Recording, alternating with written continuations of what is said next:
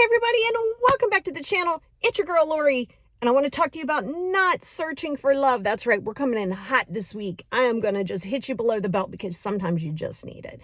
And you guys know my entire profession is based on self-love. You being the best version of you, you having empowerment, you loving your flaws, you leaning into your flaws, you accepting you for who you are, not changing for other people, blah, blah, blah. That is what I do, right? That is my favorite thing. It literally is one of the things that saved my life of why I'm still here on the planet. And so I wanted to jump in because so many people get caught up in this whole I want love, I want love, I want love, I want love, I want love. Yeah, that's great. We are human beings. We are mammals. We do require some human interaction, but you don't go codependent on it. You don't go searching for it. And you don't go looking for it to fill your emptiness. See, that's the biggest thing. Think about that. You're searching for someone to take away your emptiness. Yes, like I said, we do need human interaction, but you can't just lower your standards as far as like how you see things just because somebody else wants to be around because of their insecurities. And they can't do that for you either. They shouldn't lower who they are for you, to coddle you, to make you feel more better. Not an English word there. That was not good grammar. Feel any better about yourself, right? Like that, you have to do that. I'm going to tell you that, and I'm going to hang my hat on it. You already know I'm going to hit you with the whole 5 journals. If you're not doing the 5 journals, which there's a video on it here on YouTube, there's a whole playlist. If you're not doing them and you're not doing the things to start showing yourself and showing up for yourself, making sure that you're dedicating that time, dedicating your time to maybe prepping your week. Do you have clothes you need ironed? Do you have food you need to prep? Do you have whatever you need to do that. You're showing up for yourself. See, you got to do that for yourself. Just because you don't want to do it, it doesn't matter. Nobody cares if you want to do it or you don't want to do it. Because if you don't want to do it, it's not hurting anybody but yourself. Like seriously, it's the same with love. Okay, let's think of that hypocrisy. I just did a short form video on it too. Think of the hypocrisy. You're like, oh God, I don't want to deal with my stuff. I want to stay busy because I don't want to deal with all this. But yet you have this expectation that other people should want to love you and be with you when you're not being with you. Yeah, no.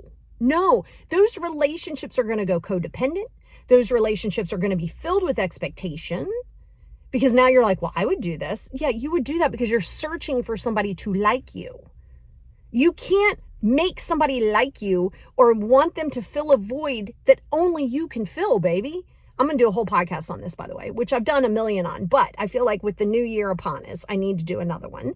And I think it's going to go a lot longer form in here so you can kind of understand it on the podcast. But you have to be realistic in understanding that you want all these people to love you and make you feel secure. They don't have to harm it, right? Like they don't have to create a situation that's going to make you feel more insecure, but that's where your boundaries come into play, right? If you feel, because no one is making you feel anything as an adult, you're feeling it. You're allowing that behavior of yourself because that's just your perception. That's how you see it. You're doing it from a fixed mindset, right? And I have a podcast coming out on fixed and growth mindset too, but you have to understand that if you don't like who you are, you're going to lower you're going to water yourself down. You're not going to even know who you are. So you're going to try to fit in everybody's boxes. You're going to want to feel included. By the way, nobody owes you to include you. Like, well, but don't they know? Now we're going to victim mentality. Do you see what I'm saying? You have to be really careful of going from woe is me to victim mentality because it's a real slippery slope and it's really fast. Well, I didn't get invited to that party. Nobody asked me if I wanted to go. Well, they don't have to. Not everybody has to want to hang out with you all the time. They don't always have to include you in on things. And you don't have to either. That's why you have certain friends I have certain friends I might shop with, or certain friends I crochet with, or certain friends. It's fine. It doesn't mean I like somebody more than somebody else. Right? But you have to be clear with that here, right? You have to be clear in understanding that when you are not good with self and you're not willing to deal with your own crap, you got to deal with your own crap, right? Like you don't dump your crap on your boss or your friends. And venting is one thing. It's healthy to vent, but only if you ask somebody, are you in a space to hear me? Don't just vent because you think that you have this entitlement to just vent whenever you feel like it. Not everybody's going to be in that headspace to hear you, right? You got to ask. I don't care if you're married. I don't care if it's your mother. Don't just hey, by the way, this is how my day went, and blah, blah, blah, blah, blah. Okay, no, maybe they had a long day. Maybe they don't want to hear you at that moment in time, right? So venting is different. But are you venting with trying to hear yourself talk it through so you can look for the solution? Or are you just venting because you're just complaining? Because venting and complaining are two different things.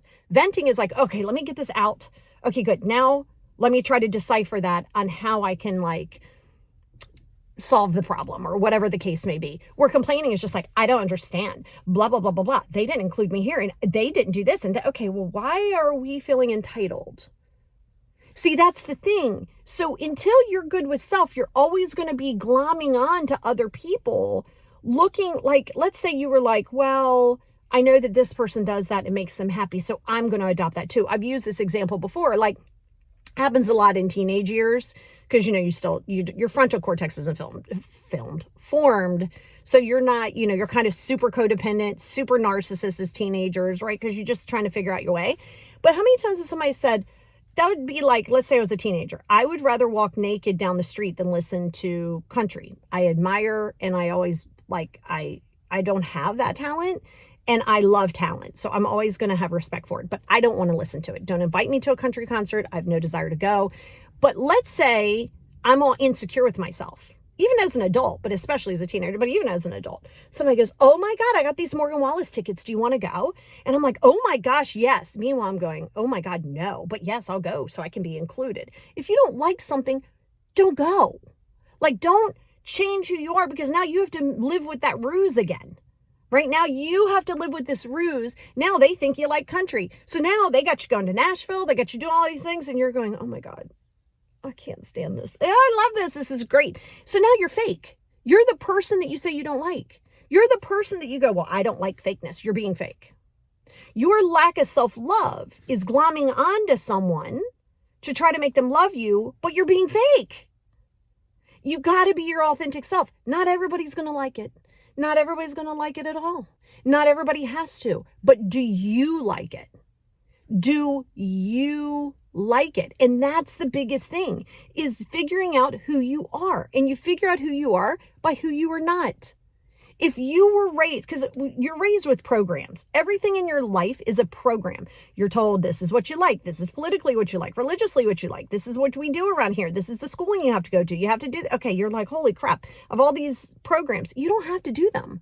Like you can undo that program. Was it Seth Rogen? I was looking at it was so silly that it became controversial. I think Seth Rogen, if I'm not mistaken, said something like, I don't want to have kids. It doesn't look fun. And I'm like, good for you. Like, you know that about yourself. People literally have the nerve to be upset about that. Well, I don't understand. Well, why are you worried about what Seth Rogen's doing? Stay in your lane. Guess what? Here's a newsflash. You don't have to have children. You don't have to get married. Isn't that shocking? You don't have to take the family business. See, that's my thing. But you're going to be, because think about that. As we're raised, you are a little codependent because you can't feed yourself at the time, right? So it's about dismantling that and reprogramming it.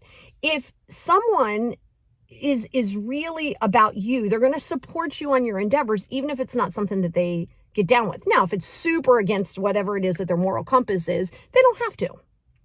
So that's what I'm saying. So stop searching for people to love you, because are they really loving you, or are they loving a fake version of you? Because, oh, people can love you. Be like, oh my God, they're great. Everything fake. Go back to that country thing. People are like, oh my God, I love it. She puts on her little cowboy bitch. She goes out. She's so fun. No, I'm not fun. I'm miserable. But I'm acting fun, and you love this fake version of me. And then imagine all those masks you have to wear. It's fake as hell. And it's exhausting. Don't be fake, because it's exhausting. Be who you are. Not everybody's gonna like it. Get comfortable with that. If you can look at yourself in the mirror and go, oh my God, I like me. I love me. It's all that matters. Your vibe will attract your tribe. It might not be the people that you want there right in this moment in time. That's fine. It's okay. but it will happen. But you got to stop searching for people to fill a void just to include you when you're being somebody that you're not, or you're showing up and then you're expecting everybody to cater to you because you're uncomfortable. Do you see what I mean? So that's why you have to be 100% with yourself. It's what I teach, baby. That's what I teach. And I'm telling you, I am going to do a podcast on it. It is just imperative that you get very clear in understanding that the best relationship and every relationship you ever have is based on the relationship with yourself.